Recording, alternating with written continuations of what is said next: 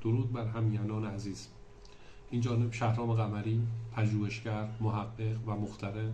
با 32 سال فعالیت در حوزه آب و فاضلاب هستم. فعالیت‌های این جانب که پژوهشی و اختراع بوده موجب شد تا در جشنواره‌های مختلف دستاوردهای علمی وزارت نیرو و آفات دعوت و شرکت داشته باشم. در کنار موضوعات در خصوص اختراعات مصاحبه مطبوعاتی داشته و همچنین در سایت‌های اجتماعی طرح موضوع، ابداعات مطرح و عنوان گردیده است.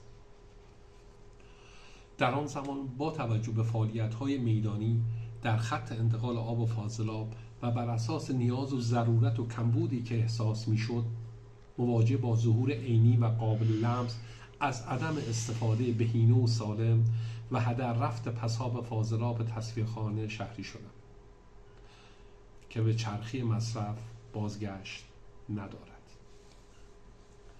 کار پژوهشی و تحقیقات در خصوص موضوع فوق‌الذکر را چند سال پیش شروع کرده و تلاش و کوشش شبانه روزی فراوان انجام گرفته و طی آزمایشات فراوان با مواد گوناگون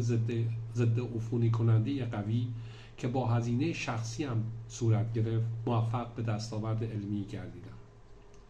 که نتیجه آن حذف کلیفورم و میکروارگانیسم ها در پساب تصفیه‌خانه فاضلاب شهری بود. سالها پیش در نامه‌ای سرگشاده به مسئولین آب فاضلاب کل کشور هشدار دادم که آینده ما بحران نفت و گاز نخواهد بود،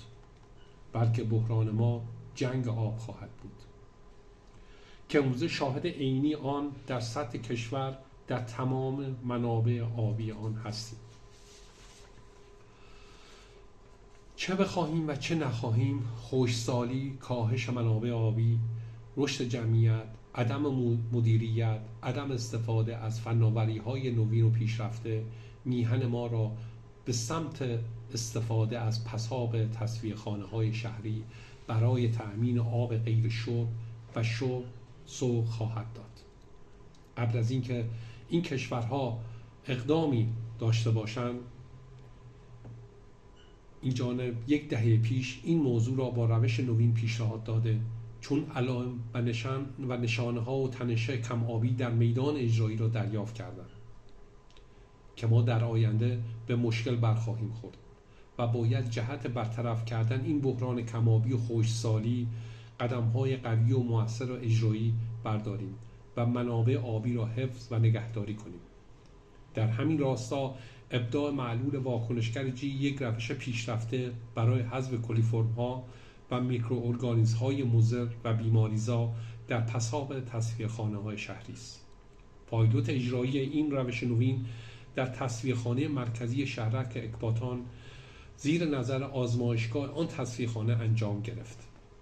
در مقایسه با سایر مواد و محلول‌های دیگر، واکنشگر GH خیلی قوی‌تر، مؤثرتر در گندزدایی و بوزه‌زایی تأثیر و نقش بسزایی داشته است که در پایان این ویدیو نتیجه آزمایش ارائه خواهد کرد. در نتیجه می توان از آب تصفیه شده بدون هیچ گونه آلودگی و با حذف کلیفرم ها، میکروارگانیسم ها، صدها میلیون لیتر آب چرخی مصرف بازگردانیم که مورد استفاده در زمین های کشاورزی، بیابان زدایی، احیای تالاب ها، تغذیه سفره های آب های زیرزمینی، جنگل ها، مراتع، نیروگاه های حرارتی، شهرک های صنعتی، دریاچه ها، شهرها و شهرک های مسکونی و غیره مورد استفاده سالم، تمیز، بهداشتی قرار گیرد و در این حال حافظ محیط زیست شود. امروز می توان با قیمت مناسب اقدام کرد، فردا با صدها میلیارد هزینه برای 1 لیتر باید اقدامات اساسی و اختصاصی کرد. با افتخار اعلامی دارد محیط مجددا بعد از چندین سال که مورد بیمهری و عدم استفاده از این روش نوین شده، بر اساس ضرورت و بحران و کمبود آبی و تنش آبی آماده خدمت به مردم سرزمینم